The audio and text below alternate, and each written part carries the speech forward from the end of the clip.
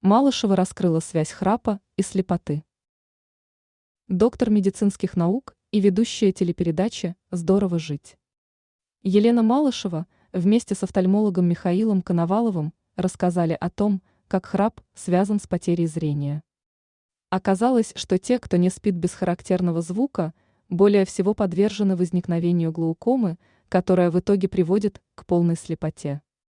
В своих выводах врачи опирались на китайские исследования, в которых ученые на протяжении 11 лет следили за 500 желающими.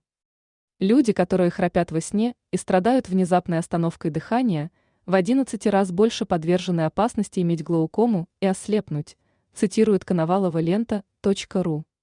Также Малышева и приглашенный гость уточнили, что глаукома характеризуется поражением зрительного нерва, что происходит в результате перманентно высокого внутриглазного давления.